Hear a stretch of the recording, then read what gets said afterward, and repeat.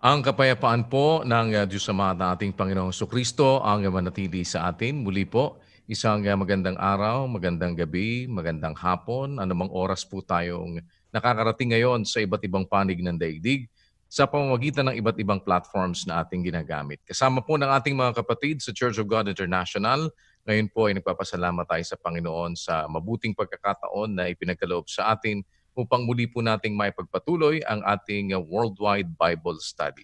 Kasama po natin ang kapatid na Eli Soriano. Kapatid na Eli, magandang araw po sa inyo.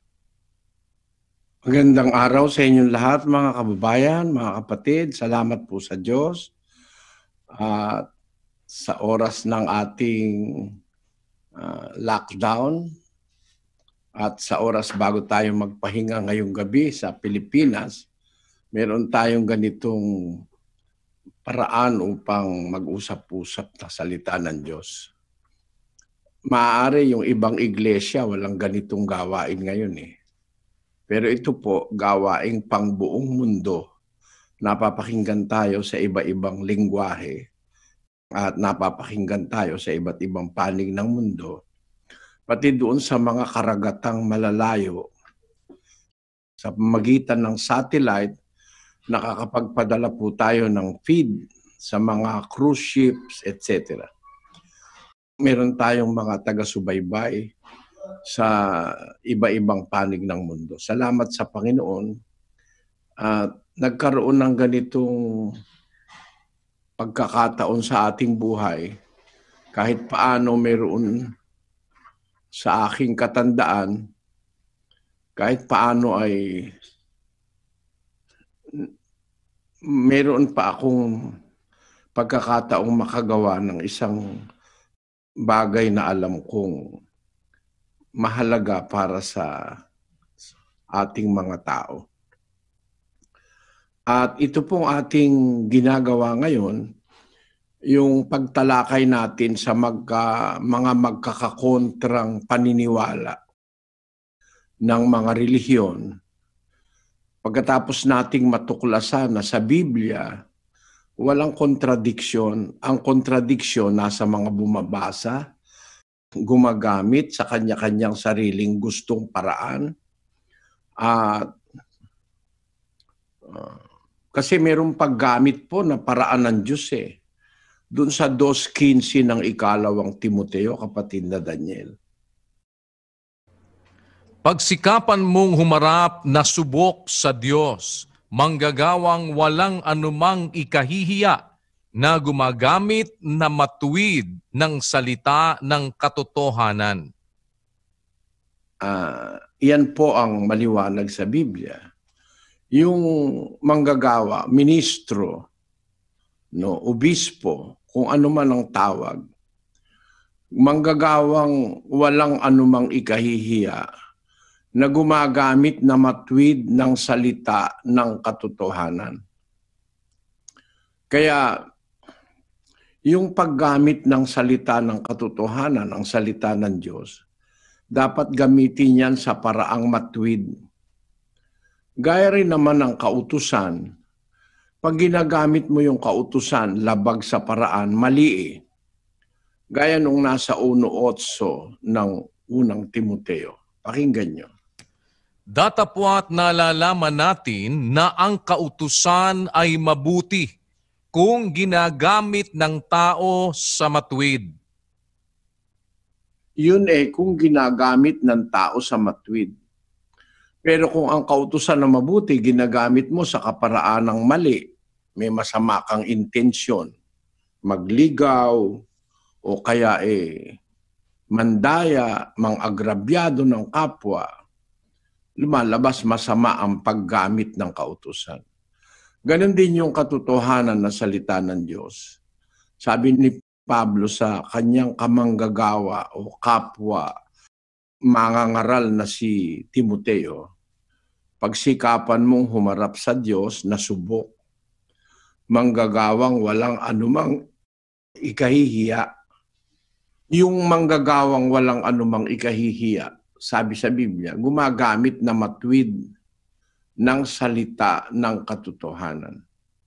Rightly dividing the word of truth. Meron po kasing paraan ng paggamit sa Biblia. At ang maraming pagkakamaling nagawa, yung mga modern translators ng Biblia, pinakialaman ng Biblia, nagdagdag ng mga salita na hindi nakikita sa mga masasabi nating mga text ng manuscripts ng Biblia. Nagdagdag sila, minsan pinalitan nila talaga ang salita. Ang tawag doon mga paraphrase na Bible. Yung iba naman, para i-conforme nila sa kanilang gusto, gaya ng saksi ni Jehovah, lahat ng mga salitang ukol sa Diyos, Panginoon, pinalitan ng Jehovah. Yan po ang mga polusyong nangyari sa Biblia. Dahil sa mga translators na walang takot sa Diyos. At yan, may babala ang nakakaunawang mga scholars na nagsali ng Living New Testament. Meron silang babala tungkol dyan. Pakibasa mo, kapatid na Daniel. The Living New Testament preface. There are dangers in paraphrases as well as values. For whenever the author's exact words are not translated from the original languages, there is a possibility that the translator, however honest, may be giving the English reader something that the original writer did not mean to say. This is because a paraphrase is guided not only by the translator's skill in simplifying, but also by the clarity of his understanding of what the author meant and by his theology.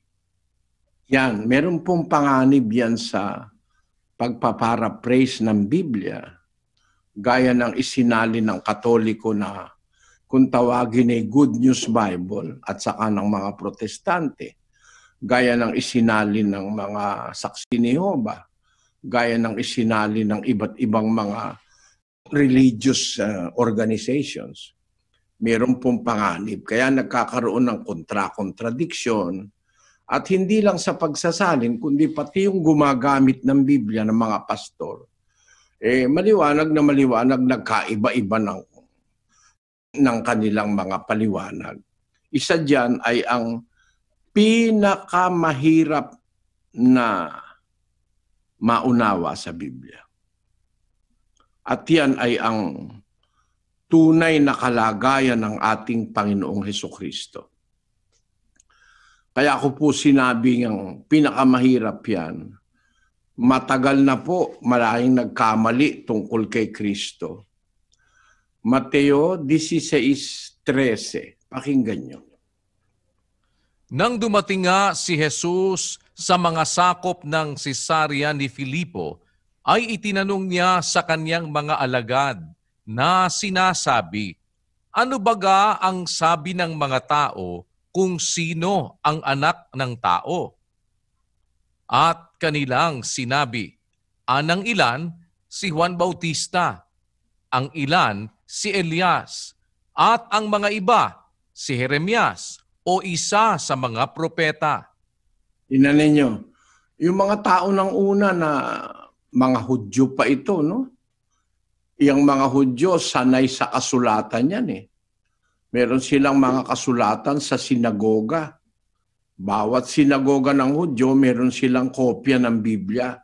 Mga manuscript. Ang tawag doon is scroll. Sa rami ng kanilang alam, ang kanilang presumption kung ano si Kristo, ano ba sabi ng mga tao kung sino ang anak ng tao? Sagot ng mga apostol. Sabi ng iba, si Juan Bautista. Yung ilan, si Elias daw. Ang iba, si Jeremias. O isa sa mga propeta. Iba-iba. Nagkakagulo na sila noong una pang siglo tungkol sa pagkakilala kay Kristo. Kung itutuloy natin ngayon sa 15, kapatid na Daniel. Kanyang sinabi sa kanila, "Datapwat ano ang sabi ninyo kung sino ako?" At sumagot si Simon Pedro at sinabi, "Ikaw ang Kristo, ang anak ng Diyos na buhay." Ayon, maliwanag. Kayo naman, mga apostol ko, ano sabi niyo kung sino ako? Sino ba ako? Pagsagot ni Pedro, sabi niya, "Ikaw ang Kristo, ang anak ng Diyos na buhay, the Son of the living God." Ano ngayon ang sabi ni Kristo nang sabihin ni Pedro? That thou art the Son of the living God. Ano sabi ni Kristo? Mali ka, Pedro. Tao ako. Anak ako ni Maria. At sumagot si Jesus at sa kanya'y sinabi, "Mapalad ka, Simon Barjonas, sapagkat hindi ipinahayag sa iyo ito ng laman at ng dugo, kundi ng aking Ama na nasa langit." Napansin nyo, nung sabihin ni Pedro, "Ikaw ang Kristo, ang anak ng Diyos na buhay," sumagot ang Panginoong Hesus, "Mapalad ka." Ba, tama pala sagot ni Pedro at napakalaking kapalaran. Sabi ng Panginoong Hesus sa kanya, "Mapalad ka sapagkat hindi ipinahayag sa iyo ito ng laman at ng dugo." Walang taong nagsabi kay Pedro noon, kundi ang aking Ama na nasa langit. Ayun. Ang liwanag, ano? Yung palang paniniwala ni Pedro na naging paniniwala niyang si Kristo, ang anak ng Diyos na buhay, paniniwala yon hindi galing sa laman at dugo, hindi galing sa tao, kundi ng aking Ama na nasa langit. Pahayag sa iyo yan ng Ama. So dito makikita natin, may pahayag ang Ama tungkol sa kanyang anak. Ang pahayag niya, isa sa kanyang pinagpahayagan ay si Pedro. Na si Pedro ang natanggap na pahayag mula sa Ama na ang Kristo, anak ng Diyos na buhay. Ayon. Ang Kristo'y anak ng Diyos na buhay. Babalik ko kayo, mga kapatid, sa 11:27 ng Mateo. Pakinggan nyo. "Ang lahat ng mga bagay ay ibinigay sa akin ng aking Ama. At sino may hindi nakakakilala sa anak, kundi ang Ama. At sino may..." Daniel. Ang sabi ng Panginoong Hesus, lahat ng mga bagay ibinigay sa akin ng aking Ama. Sino may hindi nakakakilala sa anak, kundi ang Ama. So, ang genuine na pagkakilala sa anak ay yung Ama. Siya nanganak sa kanya eh. No? Galing sa kanya yung anak eh. Ipinanganak kita, sabi niya. Kaya ang totoo sa logic, sa siyensya, sa facts, sa figures, walang mas nakakakilala sa anak kundi ang Ama, sabi ni Kristo. Ano ang sabi ng Ama tungkol sa kanyang anak? Sabi ni Pedro, "Ikaw ang Kristo, ang anak ng Diyos na buhay." Ang sagot ni Kristo, "Mapalad ka. Ang nagpahayag sa iyo niyan, hindi laman at dugo, kundi ang aking Ama." Di ang talaga palang kalagayan ni Kristo, siya'y anak ng Diyos na buhay. No? Siya'y anak ng Diyos na buhay. Bakit alam ni Pedro na siyang anak ng Diyos na buhay? Kasi ipinahayag sa kanya ng Ama.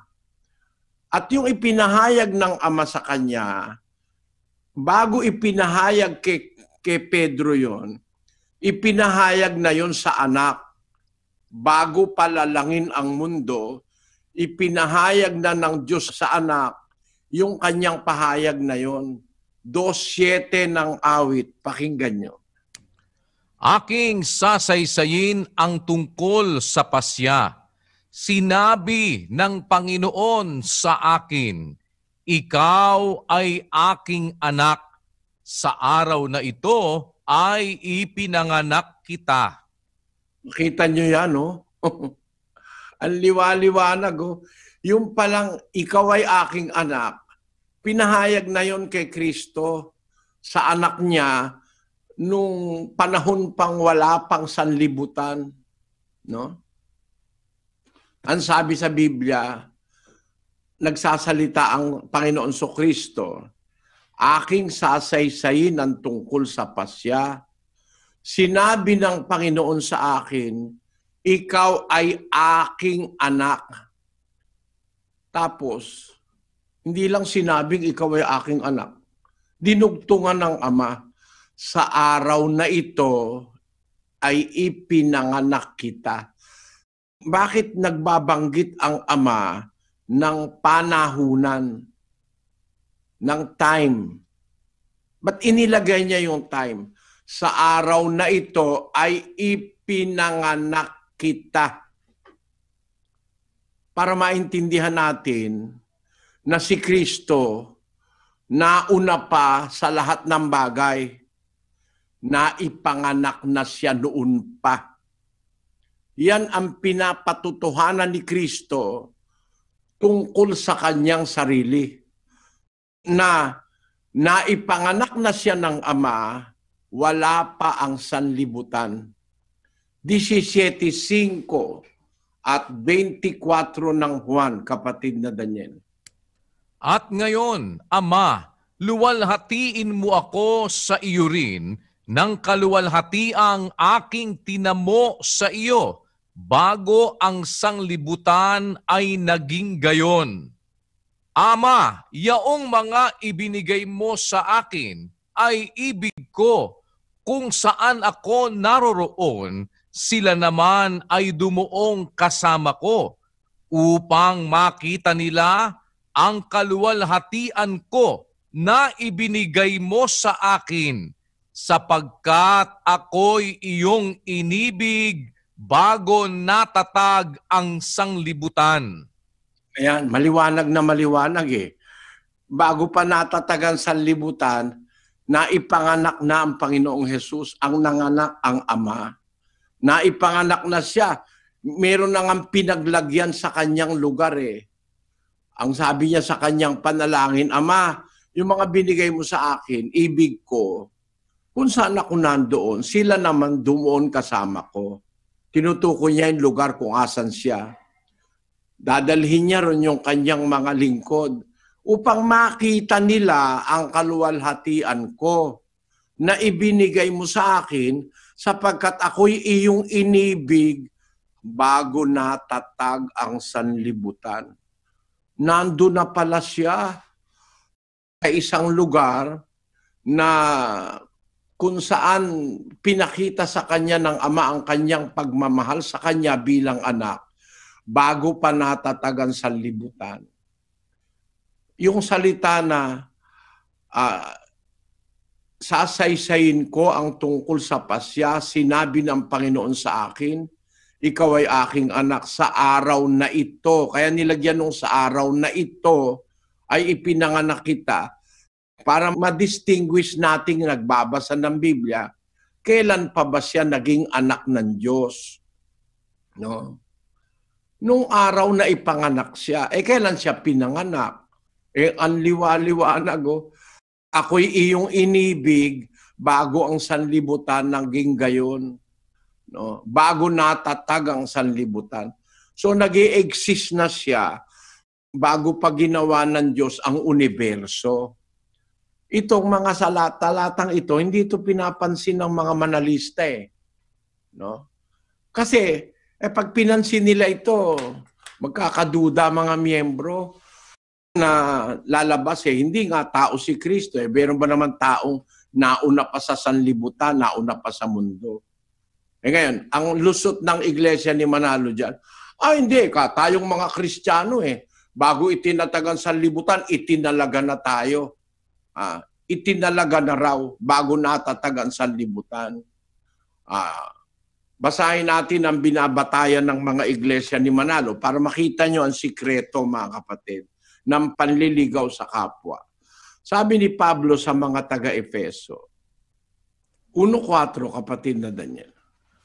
Ayon sa pagkapili niya sa atin sa Kanya, bago itinatag ang sanglibutan, upang tayo'y maging mga banal at mga walang dungis sa harapan niya sa pag-ibig. Ayan. Ayan, ang mga Kristiyano hindi pa nga pinapanganak Pinili na ayon sa pagkapili niya sa atin sa Kanya bago itinatag ang sanlibutan. Ito ang kanilang lusot. Kaya kasi Kristo ganun din. Bago tinatag ang sanlibutan, inibig na siya ng Ama. Hindi pa siya nag-i-exist. Gaya ng Kristiyano, pinili bago itinatag ang sanlibutan, pero hindi pa nag-i-exist. Maling pakahulugan. Bakit? Ang Diyos naman kasi, meron siyang pagpili no? Yung pagpili na yon, pwede naman parang yung ganito, no? Yung yung mga nagpapahatch ng itlog. Yung naghahatch ng itlog, mga hatchery. May kilala kasi ako sa Pampanga. May hatchery ng itlog. Ang itlog na inihahatch nila, tinitignan nila yung itsura ng itlog. Kung bilog, kung patulis. Hindi ko alam ba't ganun. Lahat ng mga patulis, inaalis nila yung patulis. Ang kinukuha nila yung mga bilog na itlog, hindi masyadong matutulis. Tinanong ko, bakit hinihiwalay ka ako yun? Bakit yung mga itlog na parang bilog, yun ang kinukuha? Kasi gagawin kang inahin yan. More or less mga babae, pagka ganun ang itsura ng itlog, babae yun. Gagawing layers. Ganun baka ako yun? Ibig sabihin, hindi pa ipinanganak yung itlog, hindi pa naiitlog. Meron yung may-ari ng hatchery, pinipili na nila, wala pa yung itlog, napipili na. Ganun ang ibig sabihin ni Pablo sa mga taga-Efeso.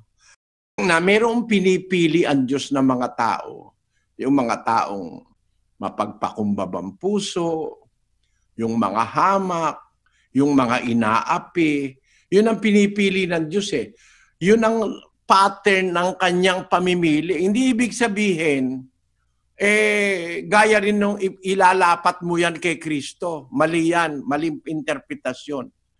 Kasi ang pattern ng pamimili ng Diyos, inireveal niya sa mga apostol.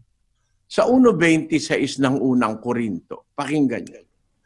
Sapagkat masdan ninyo ang sa inyo'y pagkatawag, mga kapatid, na hindi ang maraming marurunong ayon sa laman, hindi ang maraming may kapangyarihan, hindi ang maraming mahal na tao ang mga tinawag, kundi pinili ng Diyos ang mga bagay na kamangmangan ng sanglibutan, upang hiyain niya ang mga marurunong. At pinili ng Diyos ang mga bagay na mahihina ng sanglibutan upang hiyain niya ang mga bagay na malalakas at ang mga bagay na mababa ng sanglibutan at ang mga bagay na hinamak ang pinili ng Diyos. Oo, at ang mga bagay na walang halaga upang mawalang halaga ang mga bagay na mahahalaga. Ayan, yun ang standard ng pamimili ng Diyos. Inireveal niya sa mga apostol. Kaya nung sabihin ni Pablo, kayong mga taga-Efeso, pinili niya tayo bago palalangin ang sanlibutan. Hindi ang ibig sabihin nun, gagamitin mo ito para i-apply mo kay Kristo. Na sabi ni Kristo, ako'y iyong inibig bago natatagan sa libutan. Ibig sabihin, hindi pa siya nag-i-exist. Balita lang siya na binalak. Yun ang paniwala nila sa pasugo. Si Kristo raw, balita o salitang binalak pa lang. Balak pa lang si Kristo. Yun ang pakahulugan ng kukote ni Manalo. balak pa lang si Kristo. Sinabing ng pasimula ang berbo ay sumasa Diyos sapagkat wala pang kalagayan ang Kristo.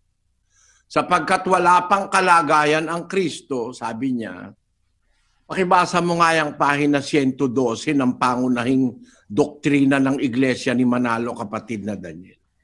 Sinabing ng pasimula ang verbo ay sumasa Diyos sapagkat wala pang kalagayan ang Kristo ng pasimula, kundi nasa isip o balak pa lamang o salita ng Diyos. Ayan, na balak pa lamang o nasa isip pa lamang ng Diyos o salita pa lamang ng Diyos. Mali yan. Yan paliwanag na yan. At alam nyo, para makalusot sila sa Tiope, ang ginamit na batayan, yung Bibliang isinali ng isang paring Katoliko na si Juan Trinidad, no? Ang unang Pedro 1:20. Ganyan ang Iglesia ni Manalo. Pagtatama sa kanilang gusto, kahit mali, gagamitin nila. Bakit po? Sabi kasi nila, mga Katolikong pare, sa demonyo raw yan . Kung talagang sa demonyo yung paring Katoliko, bakit yung isinali niyang Biblia ang ginagamit mong batayan? Tingnan ninyo ang sabi nila sa pasugo. Lahat daw ng pare at mga protestante kay Satanas daw yan. Ba't ginagamit mo ang ginawa ng mga kay Satanas? Pasugo 1961, page 39, kapatid na Daniel. Kaya sa wakas ng lathalang ito, dapat na nating itakwil ang mga paring Katoliko at ang mga pastor protestante sapagkat sila'y mga ministro ni Satanas. Dapat din nating itakwil ang Iglesia Katolika at ang iba't ibang Iglesia Protestante sapagkat sila'y hindi sa Diyos, kundi sila'y kay Satanas o sa demonyo. Kita nyo, paniwala ni Manalo, sa demonyo lahat yung mga Katoliko at Protestante. Pagkatapos gagamitin mo ngayon yung salin ng Katolikong pare na sa demonyo, na balak pa lang si Kristo. Kalokohan yan, wala sa Greek yan . Kung talaga ikaw, true to yourself, tapat ka sa paglilingkod sa Diyos, tapat ka sa mga miyembro mo, tignan mo yung mas matatandang salin, hindi yung mga bago. Yung mga matatandang hindi pa napupulyot ang Biblia. Yung mas malapit doon sa mga orihinal. Kaya nga ako, umaatras ako doon sa mga codex, yung mga manuscript. Kasi yun ang mas malapit sa panahon ni Kristo. Pero para ang pupuntahan mo, mga bagong salin ng Biblia na tatama sa gusto mo, pagliligaw sa sarili mo, pagliligaw pa sa kapwa mo tao. Kaya yung salita niya, balak pa lang daw si Kristo. Galing kay Padre, Juan Trinidad, yung nagsali ng Biblia na yon. Yung ginabatayan niyang sali ng Biblia, sali ng Katolikong pare. Na lumalabas, si Kristo balak pa lang. Hindi totoo yan sa Biblia . Gaya ng ginagawa, pinapakita ko sa inyong comparison, mga kababayan.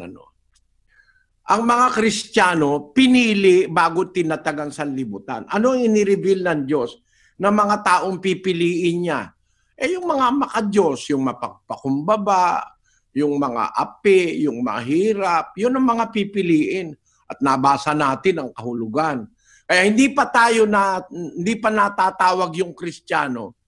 Alam na ni Pablo na kaya sila naanib, kasi yun ang mga pinili ng Diyos.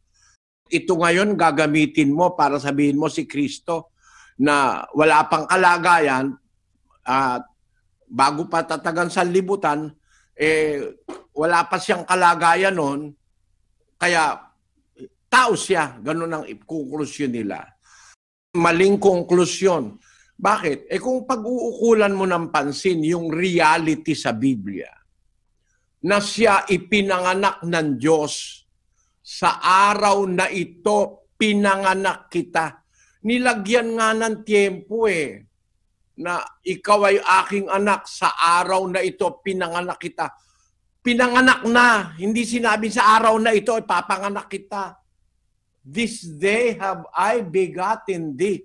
Merong araw na tinutukoy ang Diyos na naipanganak niya na yung anak. Kailan yon?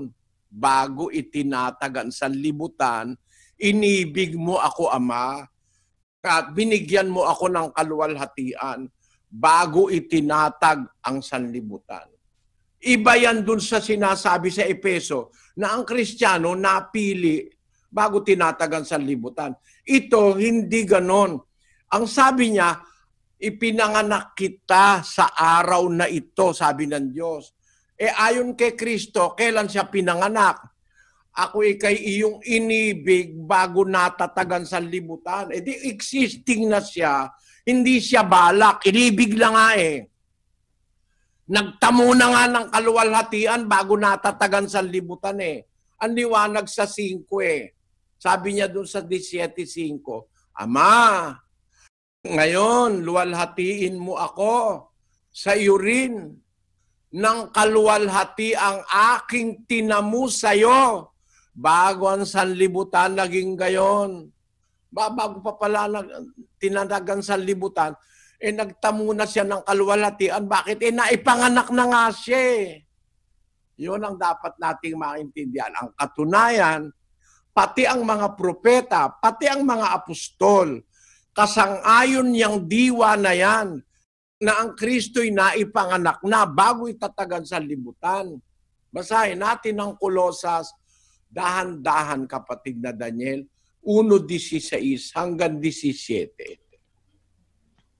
Sapagkat sa Kanya nilalang ang lahat na mga bagay sa sangkalangitan at sa sangkalupaan, na mga bagay na nakikita at ang mga bagay na di nakikita, maging mga luklukan o mga pagsakop o mga pamunuan o mga kapangyarihan. Lahat ng mga bagay ay nilalang sa pamamagitan niya at ukol sa Kanya. Kita niyo mga kapatid, lahat ng bagay nilalang sa pamamagitan niya. Ano ba yung pamamagitan? Dahil sa Kanya, through Him, ang sabi sa Bibliang English, ang sabi sa Greek, yung salitang were created through Him. Tingnan natin ang ginamit na salitang Grego. Kung wala pa nga siya, kung balak pa lang siya, ang sabi dun sa 16, for by Him were all things created that are in heaven and that are in earth, visible, invisible, whether thrones, dominions, or principalities or powers. All things were created by Him. Ang ginamit pong salita, yung 12:23 ba yun? Pakilagay mo nga sa screen. Yung salitang Grego na ginamit ay by Him. Ang salitang ginamit ay dia, a primary preposition denoting the channel of an act. Through, in wide applications, local, causal, or occasional. In composition, it retains the same general import. After, always, among, at, to avoid, because of, that, briefly, etc. Ang kahulugan pala ng salitang dia sa Greek, channel of an act, a preposition channel of an act. So, ang paglalang ng Diyos ay kinakasangkapan yung Kristo, yung kanyang anak. Kasama yung anak sa paglalang. Kaya, ang salin sa ibang salin ng English, through Him at by Him. No? Paano? How can it be by Him or through Him kung hindi pa siya nag-i-exist? Mag-isip nga kayo, mga scholar ng Iglesia ni Manalo. How can you use the word through Him? I will bring my message to you through my secretary. If my secretary does not exist, how can she be the channel of an act? Paano siya magiging, kumbaga, dadaanan ng isang gawain o mensahe? Bawa, papadala ko sa iyo yung pera sa pamamagitan ng how can you send money through Western Union kung wala pa ang Western Union, balak pa lang. Napaka-imposible. Kaya yung salitang dia sa Greek, which means the channel of an act, God is creating everything through and by the Lord Jesus Christ. It implies na nag-e-exist na ang anak. Para sabihin mong balak pa lang, malaking kagaguhan yan, katarantaduhan pa yan.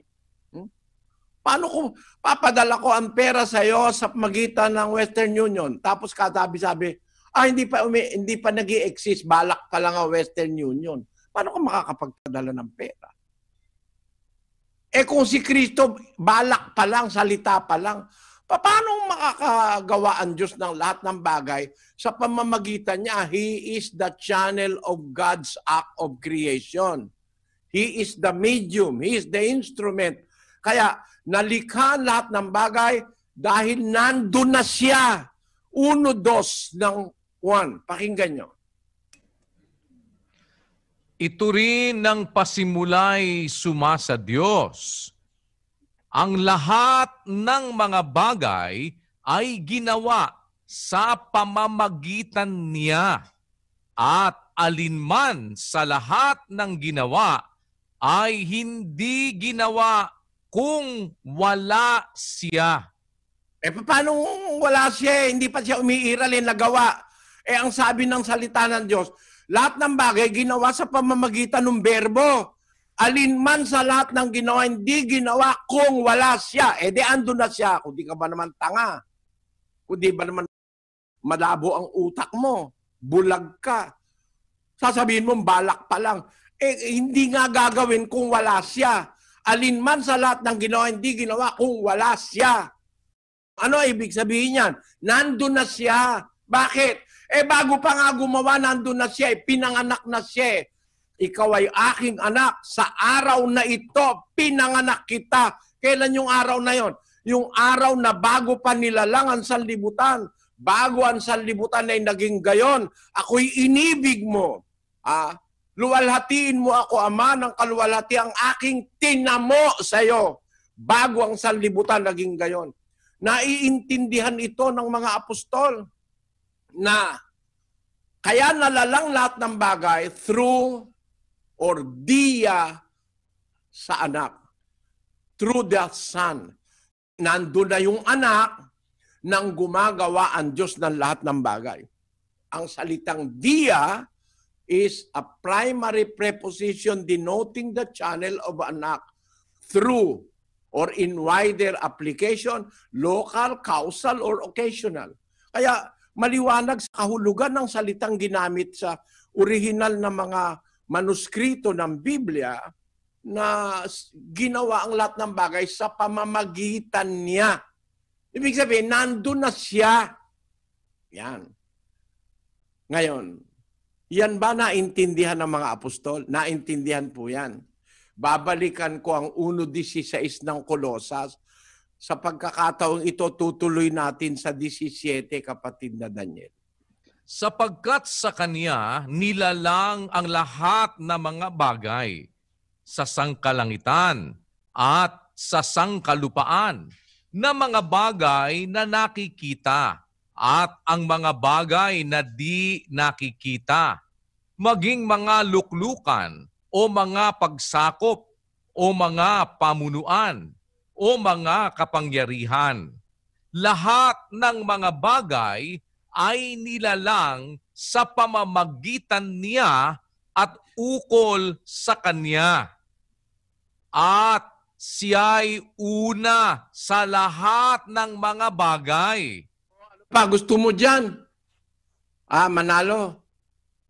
Siya'y una sa lahat ng mga bagay. Paano sabihin salita pa lang yan? Balak pa lang. Lahat ng bagay nilalang sa magitan niya.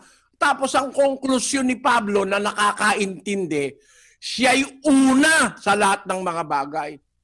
At ang lahat ng mga bagay nabubuhay dahil sa Kanya. Bakit nabuhay si Adan at si Eva? Dahil sa Kanya.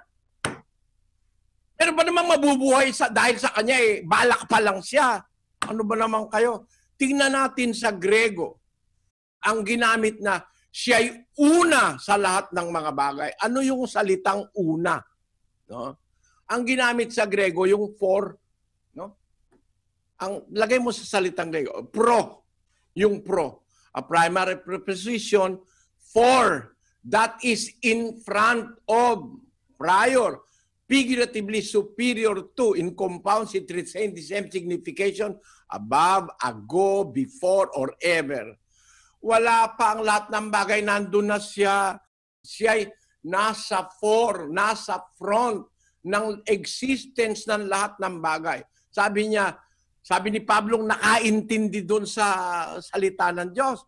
Siya'y una sa lahat ng mga bagay. Lahat ng mga bagay nangabubuhay dahil sa Kanya. Paanong nabuhay si Eva at si Adan na wala pa yung buhay na wala pa yung pinanggagalingan ng buhay? Paanong nabuhay ang mga hayop nun nung mag-umpisang lumikha ang Diyos? Paanong nabuhay ang mga ibon, ang mga isda? Siya'y una sa lahat ng bagay. Lahat ng bagay nangabubuhay dahil sa Kanya. Liwaliwanag. Di nandun na siya. Kaya nga nabuhay yung mga buhay Para sabihin mo, balak pa lang siya. Matinding katangahan yan, mga kapatid. Kapatid na Daniel, tumingin nga tayo ng kung nakukuha ng ating mga nakalink ngayon. Meron ba tayong paraan, anak, na makausap natin sila, yung mga nakalink? Sila Brad, kung sino man ang nandyan na nakalink. Tingnan po natin at kung sino ang kapatid na Luz ang nakakonekta sa atin dyan sa mga taga-subaybay natin na regular dito sa ating ginagawang Bible study. Welcome, kapatid na Daniel. Yung mga iglesia ni Manalo, malaan natin kung tinuro sa kanila itong puntong ito, kapatid na Daniel.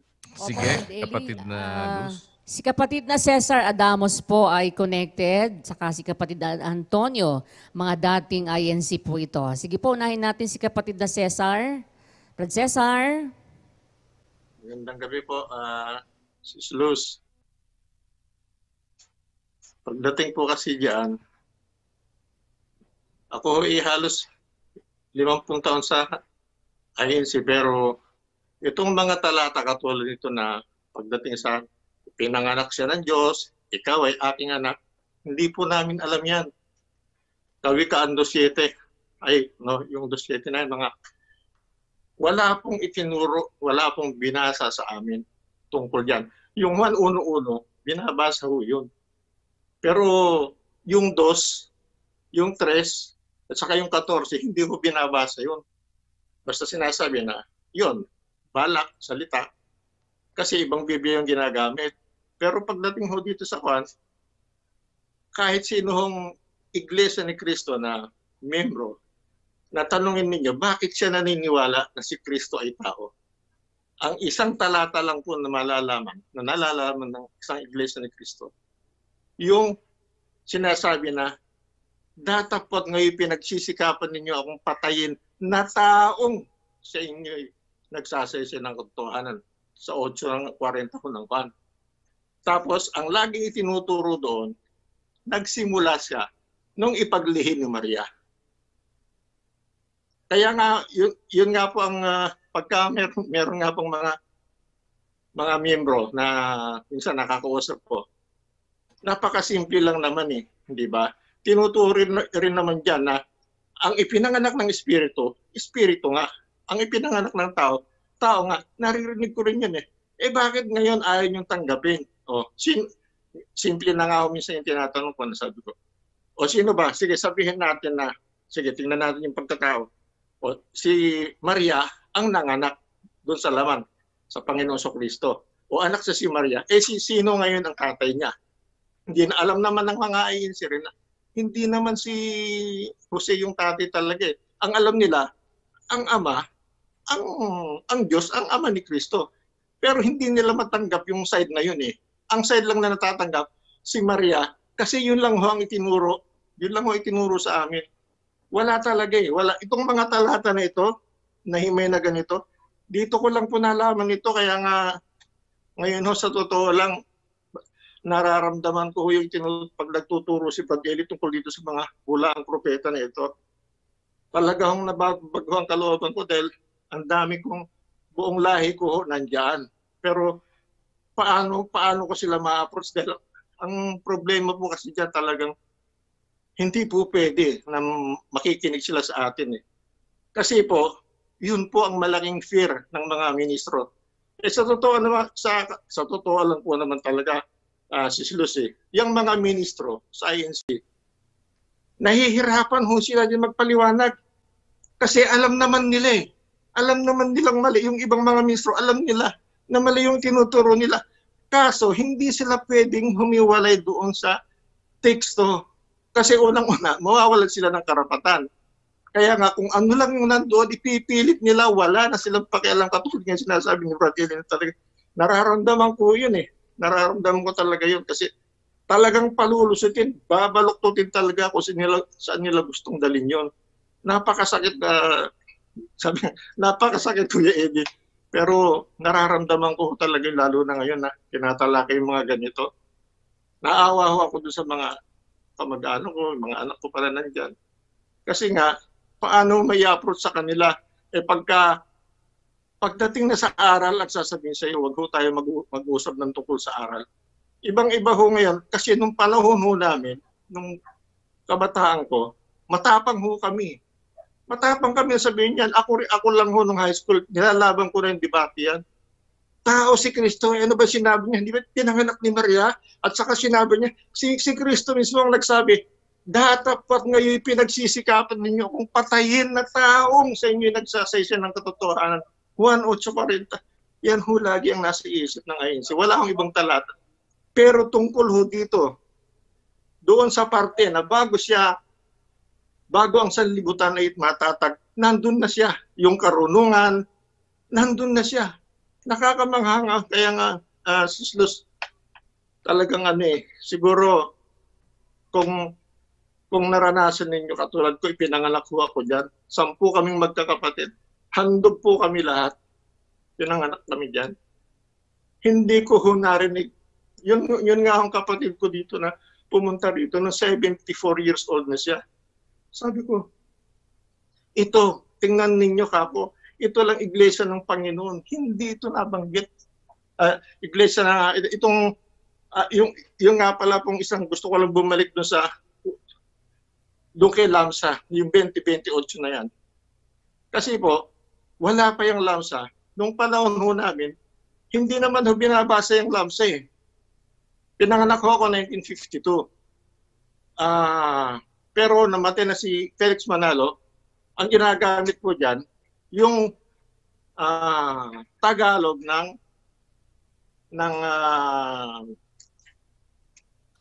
yung King James. Ang binabasa lang mo sa amin doon yung Tagalog. Ngayon ko nga lang kung nalaman dito, medyo clue po ako eh. Doon sa English, Iglesia ng Diyos. Ang pagkakasalin, Iglesia ng Panginoon.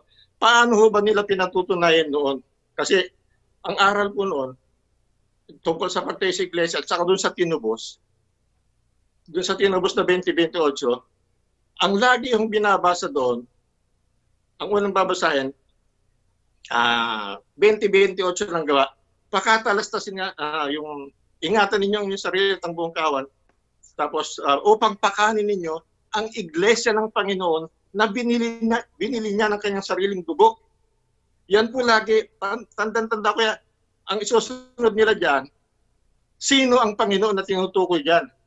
Gawa 2:36. Pakatalastasin nga ng buong angkan ni Israel na ginawa ng Diyos na Panginoon at Kristo. Itong si Jesus na inyong ipinako sa krus. Ganyan po kaya, tanim na tanim ho sa isip ko yan. Halos na-memorya ko dahil nung kabataan ko nung high school, mahilig din ako maggaganyan. Kaya tanda ko yun. Ngayon, Bakit kailan lang lumabas si Lamsa? Kaya nga 1933. Kaya nga tinatanong ko, nung panahon 1914 hanggang 1933, hanggang sa namatay yung matandang Felix Manalo, Iglesia ng Panginoon pa rin kasi 1952 ako eh. Nung high school po ako naririnig yan, Iglesia ng Panginoon pa rin ang binabasa. Kailan lang lumabas yung kay Lamsa? Kaya yung sinasabi ni Brad Eli na kung saan nila nakikita yung talata, napapabor sa kanila, yun lang ang gagamitin nila. Hindi na sila, wala na silang pakialam kung yun ay tamang salin o mali. Importante, nasuhayan yung gusto nilang sabihin. Napakasakit eh. Kasi siguro nararamdaman ko si Sitos eh. Kasi siyempre, pinanganak ka dyan. Ganun pa man, nasabi na ni kapatid na Cesar, talagang yung mga talatang binabasa natin, hindi naman binabasa sa kanila. Ito nga lang 1:16-17 ng Kolosas eh. Ang liwaliwanag na nauna siya sa lahat ng bagay. Siya ay una sa lahat ng mga bagay. Lahat ng bagay nangabubuhay dahil sa Kanya. Ibig sabihin, bago lumalang ang Diyos ng kahit ano pang bagay, nauna na siya, nandun na siya. Siya ay ipinanganak na. Yan ang dapat nating makita. Ngayon, para patunayan natin na nauna na nga siya sa existence, hindi siya nag-exist sa panahon lang ni Maria, nag-exist na talaga si Kristo bago pa nilalang ang sanlibutan. Basahin natin kapatid na Daniel ang Kawikaan 34. Sino ang sumampa sa langit at bumaba? Sino ang pumisa ng hangin sa kanyang mga dakot? Sinong nagtali ng tubig sa kanyang kasuutan? Sinong nagtatag ng lahat ng mga wakas ng lupa? Ano ang kanyang pangalan at ano ang pangalan ng kanyang anak kung iyong nalalaman? Ayan. Natutuwa ako dyan sa talata na yan eh. Nakadiskusyon ko rito sa Brazil, yung mga Hudyo na nagsasabi Hudyo raw sila, mga Karaitas yata tawag doon. Ano tawag doon, kapatid na Rodel? Karaitas nga po, Bradley. Tama po. Karaitas. Hindi sila naniniwala si Kristo, anak ng Diyos. Kaya hindi sila naniniwala sa bagong tipan. Mula kay Mateo hanggang Apokalipsis, ayaw nilang tanggapin yan, yung mga Karaitas na mga Hudyo. Nagpapanggap na mga Hudyong sinungaling. Nung makadiskusyon ko, sabi nila, wala kang babasahin sa bagong tipan na tatanggapin namin. Sabi nila. Ang ginagamit lang daw nila yung lumang tipan. Sabi ko, kung mabasa ko kako sa lumang tipan, mula Henesis hanggang Malakias, may anak ang Diyos, tatanggapin nyo? Sabi niya, basahin mo. Binasa ko ito.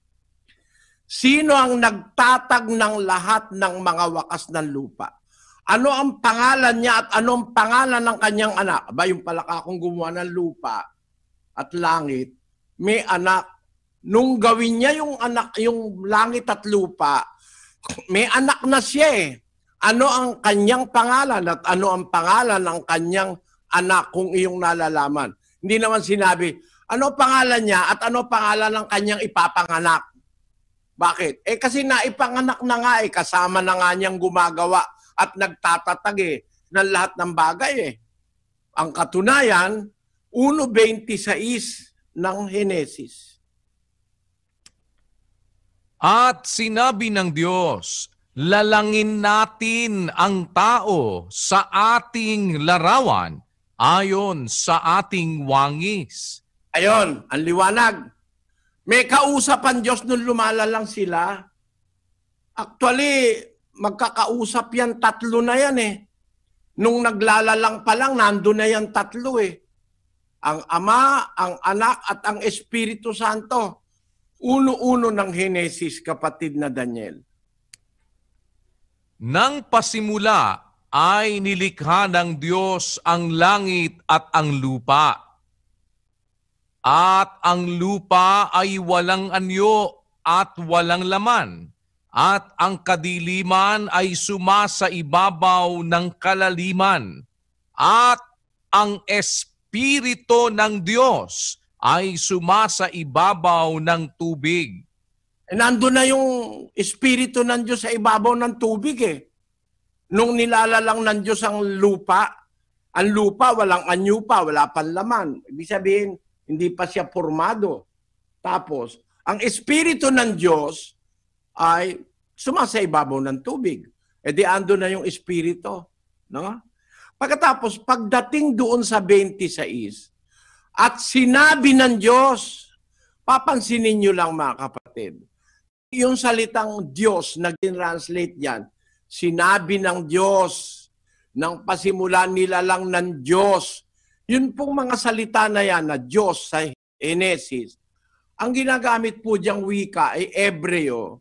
Ang kahulugan, ang sa Ebreo, yung isinalin sa Tagalog na Diyos, God sa English ay Elohim.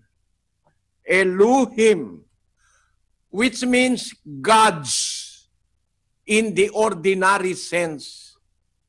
Gods in the ordinary sense. Yan po ay plural. But specifically used in the plural. Yung pong Elohim, plural. Kaya nung sabihin ng pasimula, nilalang ng Diyos, nilalang ng Elohim, ang plural na salitang Diyos. Kasi yung singular na Diyos, na para bang ang application sa Tagalog ay Diyos. Kasi pagka marami, mga Diyos. Pero pagka isa lang, Diyos ang tawag. O God sa English, pag singular, God. Pagka plural, gods. Yung tinutukoy, ginagamit ni Moises sa mga manuscripts ng Biblia ay Elohim, which is a plural form of the word Eloah, na ang kahulugan ay Diyos. Kaya yon dapat ang kahulugan nun, mga Diyos. No? Sinabi ng Diyos o ng Elohim o mga Diyos, lalangin natin ang tao. Ayon sa ating wangis. Ba't gumagamit ng ating kung mag-isa lang siya? Ayon sa ating larawan. Sa ating larawan. Ayon sa ating wangis. Abay, nang lumalalang pala ng lahat ng bagay, presente na itong tatlong ito, Ama, ang Anak at ang Espiritu Santo. Nag-uusap-usap nga eh.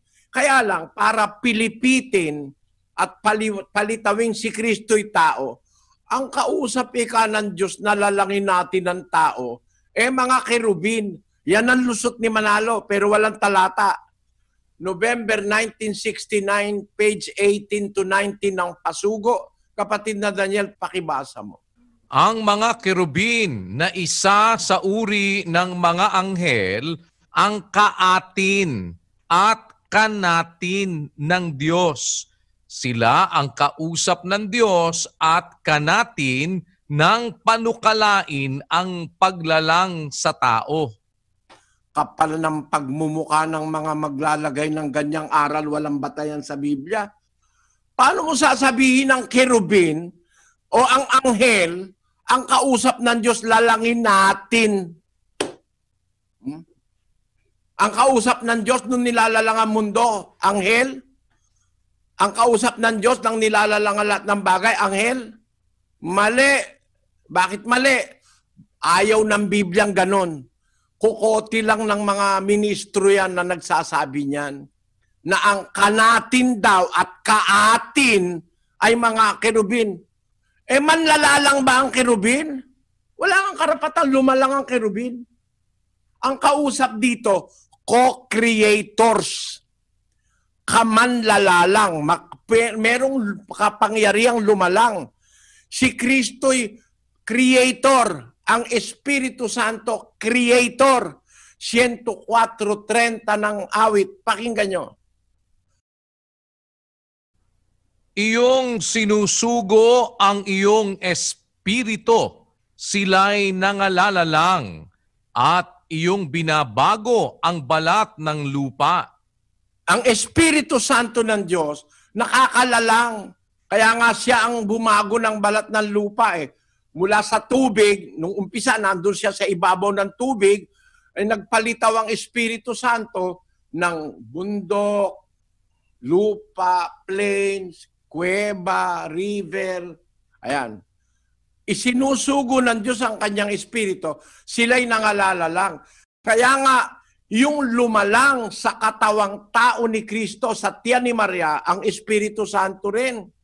Huwag kang mangamba, Jose, sa pagtanggap kay Maria na iyong asawa, sapagkat ang kanyang dinadalang tao ay sa Espiritu Santo. Kaya sa Biblia, meron pong 3 manlalalang. Makakalalang. Ang isa doon, Espiritu Santo. Ang isa doon, yung anak, manlalalang yon. Basahin natin ang 3 ng Gawa ng mga Apostol, versikulo 15. At inyong pinatay ang lumikha ng buhay, na binuhay ng Diyos na mag-uli sa mga patay. Mga saksi kami ng mga bagay na ito. Sino ba ang binuhay ng Diyos na sa mga patay na ang sabi ng mga apostol, lumikha ng buhay? Hindi ba si Kristo?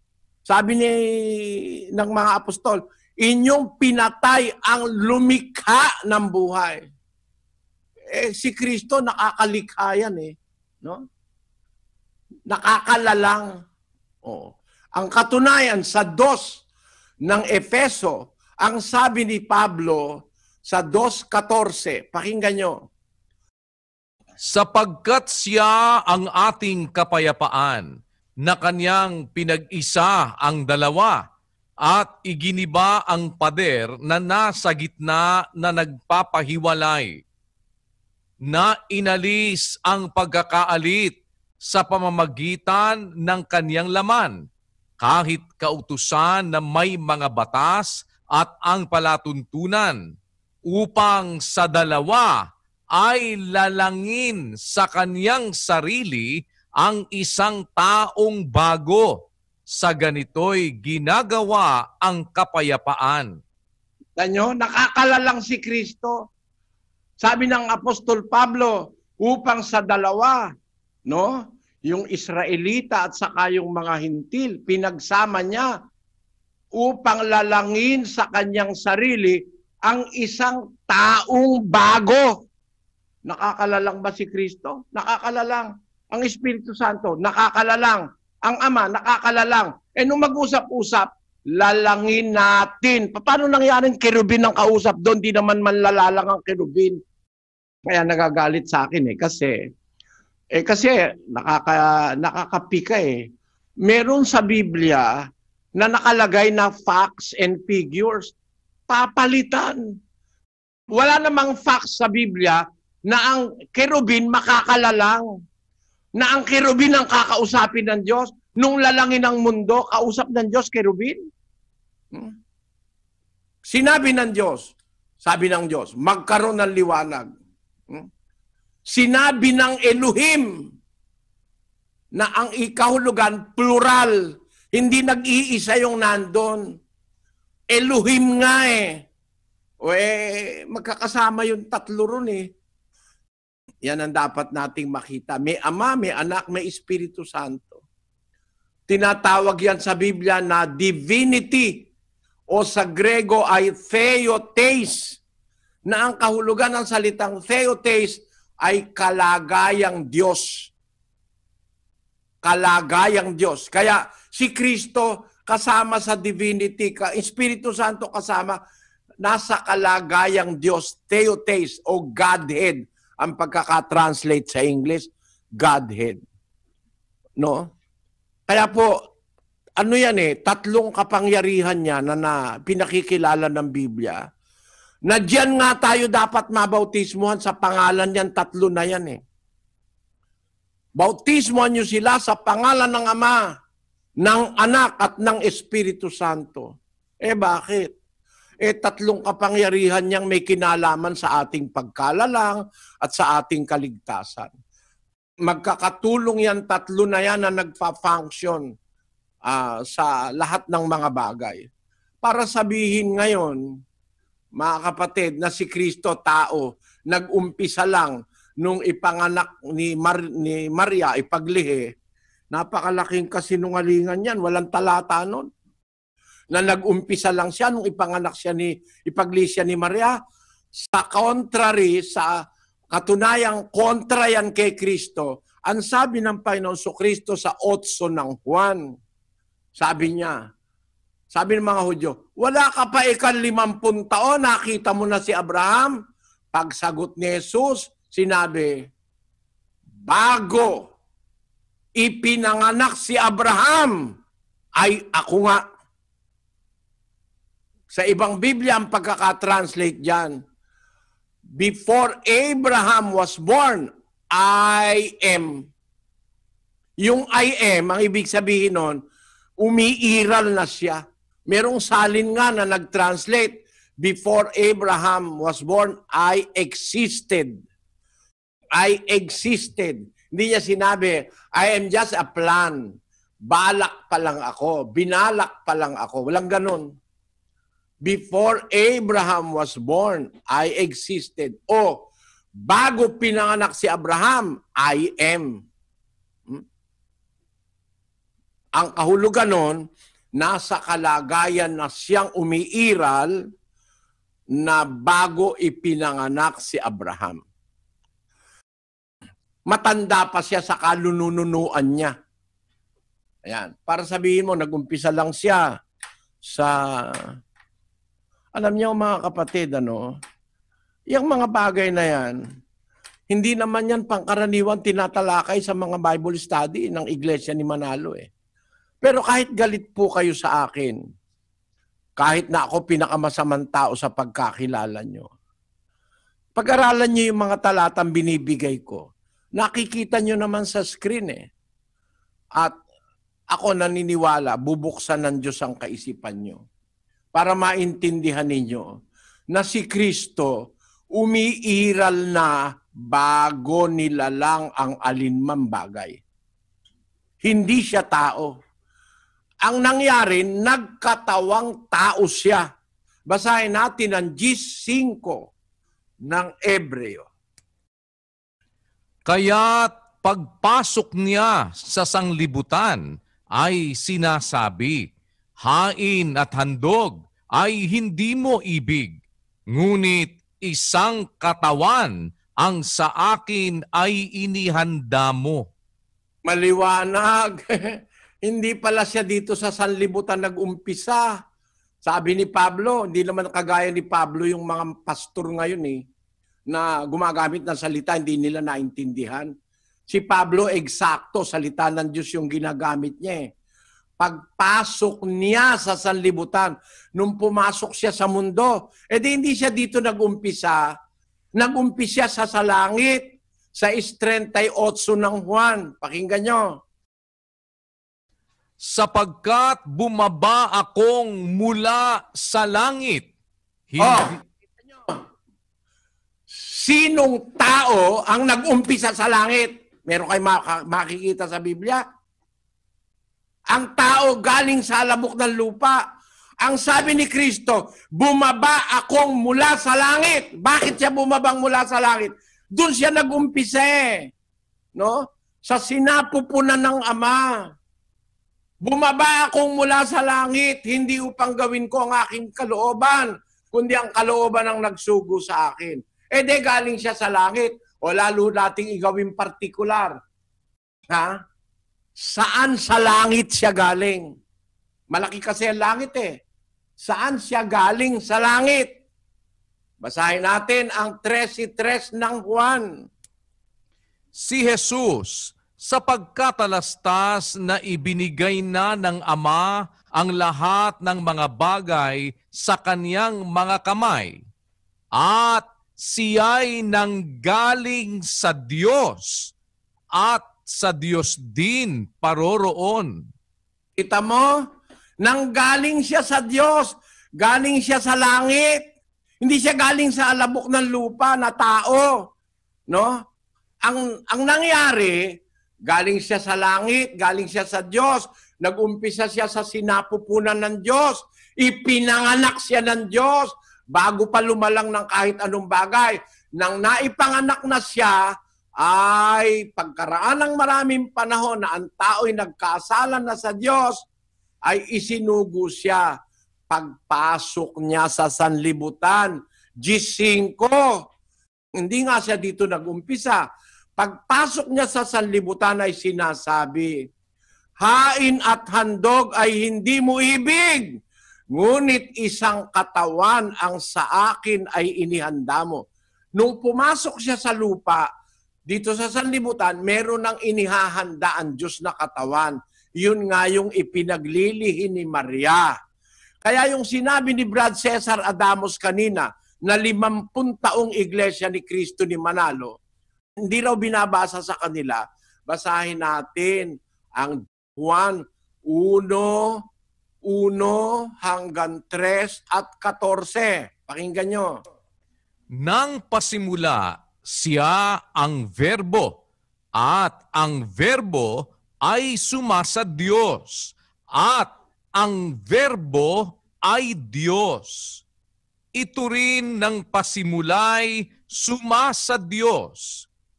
Ang lahat ng mga bagay ay ginawa sa pamamagitan niya, at alinman sa lahat ng ginawa ay hindi ginawa kung wala siya. At nagkatawang tao ang Verbo. Ayon, yung Verbo na Diyos, Espiritu, ipinanganak ng Diyos na Espiritong Ama. Yung Verbo na anak ng Diyos, yung karunungan ng Diyos, kasama ng Diyos sa paglalang. Nung itinatatag pa ang sanlibutan, kasama na siya. Pati hanggang lalangin ng tao, kasama siya.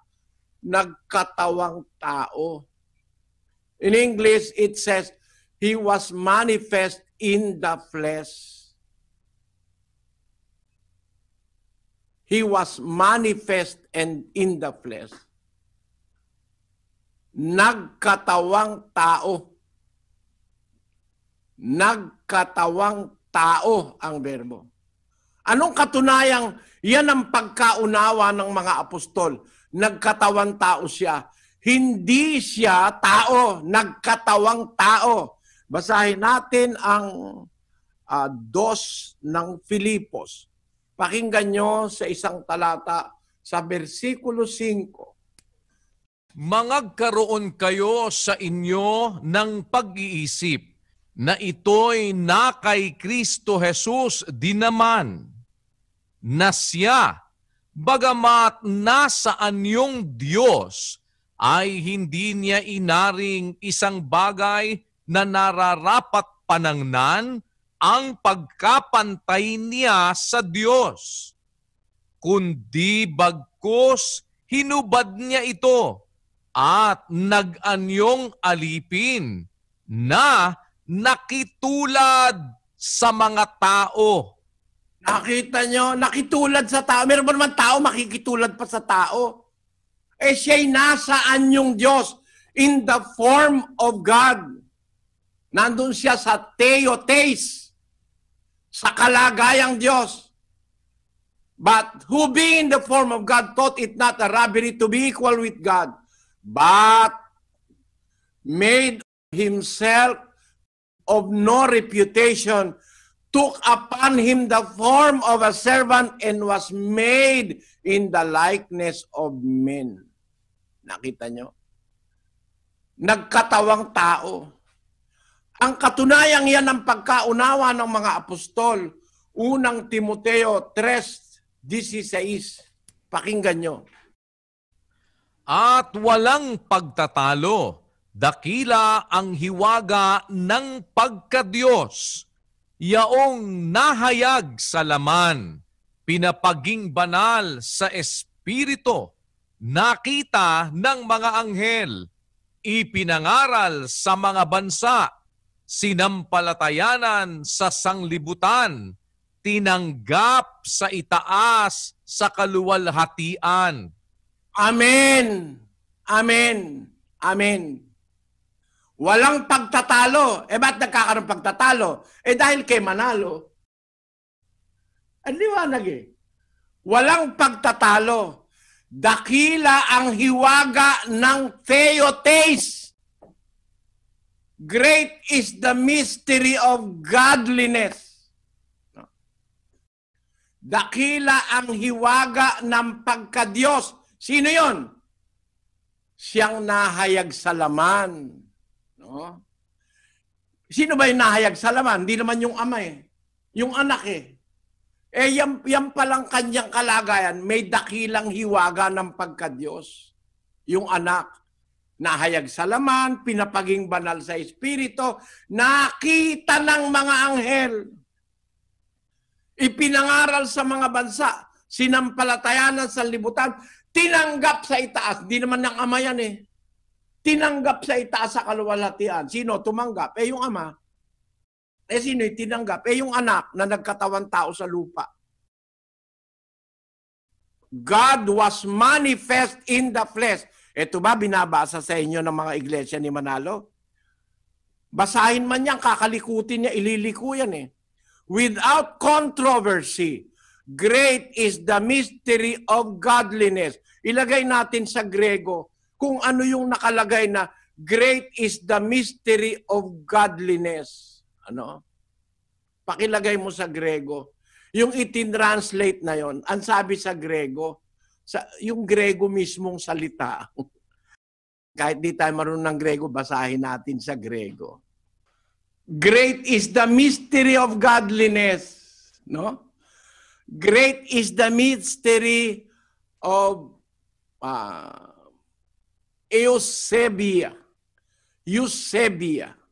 Piety, especially the gospel scheme. Godliness. Yan. Holiness.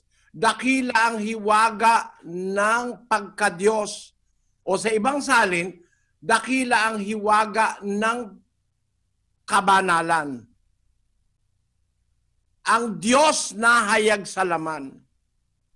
God was manifest in the flesh. Ang sabi sa Greek, God was manifest in the flesh. Sanctified in the Spirit. Yun. God was manifest in the flesh, sanctified in the Spirit. Wala namang ibang Diyos na nahayag sa laman kundi yung anak Ang nakalagay sa Grego, Theos. God was manifest in the flesh. Wala namang, hindi naman yung ama ang nag-manifest sa flesh Hindi naman yung ama nagkatawan tao ang sinasabi diyan, God was manifest in the flesh. Theos. Ang kahulugan ng Theos, God. Kaya tama yung pagkaka-translate sa English. God was manifest in the flesh, justified in the Spirit, seen of angels, preached unto the Gentiles, believe on in the world, received up into glory. Ang liwa-liwanag niya. Diyos ay nahayag sa laman. Si Kristo po yan Yan mga yan, hindi pinag-uukulan ng pansin ng iglesia ni Manalo yan. Basta ang kabisado ni kapatid na Cesar Adamos. 8:40 ng Juan, ako'y taong nagsasalita ng katotohanan. Kaya sabi ka ni Kristo, ako'y taong! Emphasize, taong! Talaga namang may tao Nagkatawan tao nga alin ba ang pinapatay ng mga Hudyo? Yung bang espiritu na anak ng Diyos? Di naman nila kayang patayin yun Ang pinapatay nila yung katawan tao Talaga namang tao yun Ipinanganak nga ni Maria yung tao si Maria Wala namang pag-uusap doon. Wala namang mali doon. Wala namang kontradiksyon. Taong nagsasalita. Bakit? Yung nagsasalita, yung lamang tao na nagkatawan tao, pinanganak ni Maria. Yan. Kaya mga kapatid, kahit galit kayo sa akin, kahit murahin nyo ako, kahit sumpain nyo pa ako, Basta yung mga binibigay kong talata, basahin nyo lang. At kung meron kayong access sa mga manuscripts na Grego, tignan nyo. Huwag kayong umasa dun sa mga translation ngayon na tinatama nung mga nagtatranslate sa gusto nila, sa isip nila. Mas maganda, bumalik ka dun sa mga manuscripts na 1,700 taon na, yung Codex Sinaiticus. Yung Oxyrhynchus Papyrus, ganun din. 1700 taon na edad niyan. Yung Codex Vaticanus, 4th century pa yan. 1,600 years old na yan. Yung Codex Viviensis, ganun din, 1,600 years old na. Hindi pa pinapanganak nun yung mga ano ng Biblia, mga ministro ni Manalo, saksi ni Jehovah. Wala pa sila nun. Kaya mas reliable yan yung mga manuscripts ng Biblia, yung mga sulat kamay. Doon kayo umatras, huwag kayong maghanap ng parang iglesia ni Manalo kung alin yung lalapat sa kanilang maling paniniwala, kahit kahapon lang itinranslate, gagamitin na nila. Hindi pa nga napapatunayan yung translation ay tama. Kaya mas maganda aatras ka. Yun ang talagang pagsasaliksik ng katotohanan. That is being true to yourself. That is being true to facts and figures. That is being true to science. That is being true to spirituality. Kasi mas malapit sa panahon ng mga apostol, mas less polluted ang Biblia. Kung may magkamali mang kapiraso, hindi mas maraming mali. Hindi kagaya ngayon na talagang iminamali na talaga ang Biblia ng ibang mga translators. Kaya ako po, doon ako nagbabatay, doon ako bumabalik doon sa mga, nakita nyo, sinasabi ko, Grego, Hebreo. No? Bakit? Kasi yun ang hayag na pinanggalingan nitong mga saling ito . Talagang sa mga salin na yan, mababasa mo, Christ or the Lord Jesus Christ was God manifest in the flesh. God was manifest in the flesh. Theos ang nagmanifest sa flesh o nagkatawang tao. Talagang Diyos ang Panginoon Kristo. Siya ay anak ng Diyos, galing sa sinapupunan ng Diyos.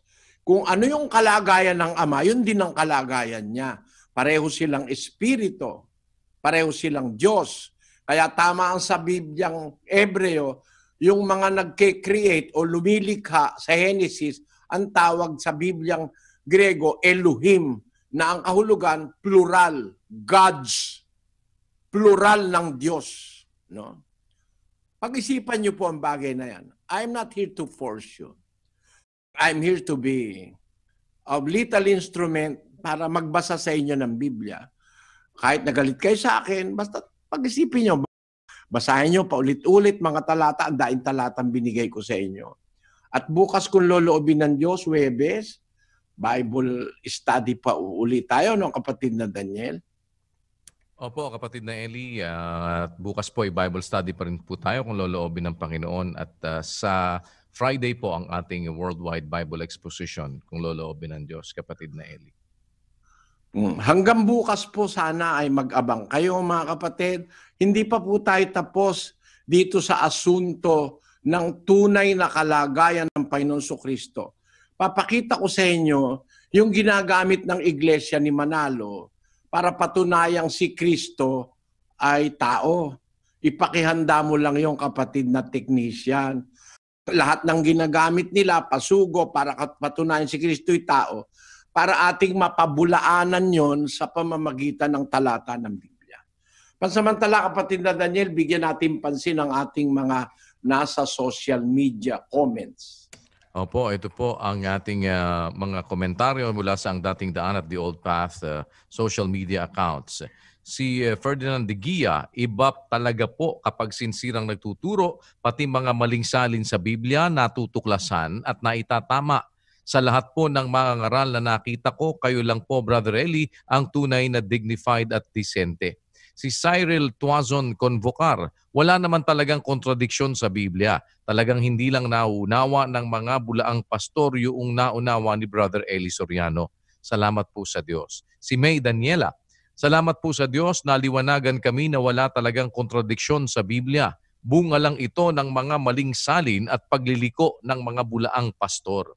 Si Mindol Chua Ronnie, nung nasa saksi pa ako ni Jehovah, pag nagbahay-bahay kami, kumukulo sa Jehovah yung Biblia na dala namin. Bias na pangangaral, di katulad ni Brother Eli na ginagamit na matuwid ang salita ng katotohanan. Salamat sa Diyos. Si Moises Karasig, yung makilala mo ang tunay na kalagayan ng ating Panginoong Hesukristo, Diyos Ama pala nagpahayag nun. Si Arnel Baha, mabuti na lang nandyan ang mga ngaral na bumabasa ng tamang salin sa Biblia. Hindi tayo maliligaw at walang kontradiksyon. Si Ariesh King Diwa, Juan 17:5-24, maliwanag na maliwanag bago na itatag ang sanlibutan na ipanganak na ang Panginoong Hesus. Kaya hindi talaga tao ang Panginoon. Ang daming sitas na nagpapatunay na hindi tao si Jesus. Si Ashley Baldos, nagbabanggit ang Ama ng time kasi para maintindihan natin na si Kristo ay nauna sa lahat ng bagay, na naipanganak na siya, wala pa ang lahat ng bagay. Si Maria Melissa Lim, natutuwa po ako at nakapakinig po uli ako sa inyo. Lalo na po ngayon na humihingi po ako ng gabay ng Diyos. Nakakagaan po ng pakiramdam na ako po nakikinig. Salamat sa Diyos sa mga aral niya. Si Rodolfo Luta, napakabuti ng Panginoon. Kung saan siya nandoon, gusto niya rin ang mga lingkod niya nandoon din kasama niya. Milyong salamat sa Diyos. Si Larry Malyari, 48 years akong Catholic pero hindi ko narinig ang mga pag-aaral na ganito. Napakalinaw at libre kang magsuri sa Biblia para ikumpara mo sa ibang salin. Salamat po sa Diyos. Si Don Mayo, ang alam ko, ipinanganak si Kristo ni Maria dahil yun ang aral sa Katoliko. Hindi pala, ipinanganak siya ng Ama. Kasama na pala siya ng Ama bago pa ginawa ang langit at lupa. Salamat kay Brother Eli at naliwanagan ko ito. Salamat po sa Diyos. Si Chris Edward de Leon, kahit sa pagbibigay ng example, napaka-wise, precise at maiintindihan mo talaga yung ipinapaliwanag ni Brother Eli. Si Alvin Ramos, akala ko noon iglesia na ni Manalo ang totoo. Akala ko naliliwanagan na ako. Yun pala, sinasama na ako sa hukay. Pinapalabo at pinapadilim ang lahat. Palibasa, wala pa akong alam sa Biblia, kaya ako naloloko ng ganun. Ngunit nang mapakinggan ko si Brother Eli, ang pinalabo at pinadilim ni Manalo at ng mga ibang relihiyong napasukan ko ay unti-unting nagliliwanag na parang makapitong liwanag ng buwan at sumisikat sa akin ang dalisay na aral na parang matinding sikat ng araw. Salamat po sa Diyos at naanib ako. Ito ang tunay na relihiyon, mga kababayan. J.M. Moreno, kung tapat ka talaga sa miyembro mo at gusto silang akayin sa totoo, dapat ikaw na mangangaral ay magsuri ng maigi. Balikan mo yung mga matatandang salin ng Biblia. Huwag yung magbabatay ka lang doon sa papabor sa'yo. Si Mart Roy, yung ibang leader ng relihiyon nakatago ni hindi mo makita na lumilingap sa mga member nila ngayong may salot. Sila Brother Eli at Brother Daniel, kahit hindi namin kapatid sa MCGI, nakakatanggap ng lingap. Salamat sa Diyos. Si Monica Regealu Nagit, kada nanonood ako ng Bible exposition, parang nagiginhawahan ako. Nawawala ang mga hinala ko. Si John Andre Bautista, ipanalangin na lang po natin na lahat ng di nakakaalam ng salita ng Diyos ay mabuksan ang kanilang mga isipan. Wala naman masama magsuri, walang masama magkumpara. Doon mo makikita ang totoong aral. Sa pagsusuri ko, ito ang totoong religion sa buong mundo. Nag-iisa, wala nang katulad. Salamat sa Diyos. Si Rhea Zaragoza, sa tuwing nakikinig po ako, Brother Eli, ang dami ko pong natututunan at nawawala ang anxiety ko kasi pinaparealize niya sa akin kung gaano kabuti ang Panginoon. Salamat po, Brother Eli. Si Jella Sapio, kaya pala nilagyan ng oras yun para ma-distinguish ng mga nagbabasa ng Biblia na nauna sa lahat si Kristo . Ang galing. Si Yvette Mustaine Gumatay, Detailed yung explanation, kaya madali intindihin. Tsaka nagbibigay din ng set of examples. Salamat sa Diyos. Lorna Supnet, ibang klase talaga magpaliwanag si Brother Eli. By his example, everything is very easy to understand. Si Joy Narag Pereira, indeed all things were created through Jesus. He already was with the Father even before the creations. The world must know. Very well explained, Brother Eli. More power and God be with you. Keep safe and stay healthy always. Si Mary Jane Pinca, napakaganda po ng paliwanag ni Brother Eli po na ang lahat ng bagay ay ginawa sa pamamagitan ng ating Panginoong Hesus dahil siya ang verbo o salita ng Diyos at siya ang una sa lahat ng bagay. Salamat sa Diyos. Si Giancarlo Mercado, 25 years akong INC na itinatag ni Manalo dati. Saksi ako, marami silang iniiwasan na talata na nagpapatunay na hindi talaga tao si Kristo. Nagbubulag-bulagan lang ang mga ministro ni Manalo. Francis Mirabel Viernes, dati akong handog sa INCM. 2 talata lang natatandaan ko, madalas nila basahin na pabor sa kanila. 12 years old nang mabautismuhan ako. Ni Anino ni Manalo di ko nakita magturo. Di tulad ni Brother Eli, napakaliwanag ng bawat talata. Salamat sa Diyos. Si Huskies Akemohmason, Brother Eli at Brother Daniel, kahit Mormons po ako, lagi nakikinig po sa inyo dahil sa aral nyo na iniwawasto nyo ang maling turo sa amin. Salamat sa Diyos. Si Rodel Macana, ako po ay isang Katoliko pero noong narinig ko aral na galing kay Brother Eli, ako po ay naliwanagan. Hindi na ako pumunta sa simbahan. Mag-isa na lang ako kung mananalangin. Brother Eli, salamat po sa lahat. Nang dahil sa inyo, maraming naliwanagan ang mga kapwa nating mga kapatid na nilasing sa mga maling pag-aaral ng mga bulaang pastor. Mawala man tayo dito sa mundo, sana tumagal pa buhay mo sa awa ng Panginoon upang marami pa kayong mailigtas na mga taong naturuan sa maling paniniwala. Salamat sa Diyos. Ilan lamang po yan sa ating mga comments sa ating social media accounts, kapatid na Eli. Salamat po sa inyong lahat na nagpagod na mag-type. Sana samahan niyo po kami habang ipinahintulot ng Diyos na tayo magkaroon ng ganitong pagsusuri at sana makarating tayo sa pagkaalam sa buong katotohanan. Paspuli kung loloobin ng Panginoon, mga kapatid. Magandang gabi sa inyong lahat.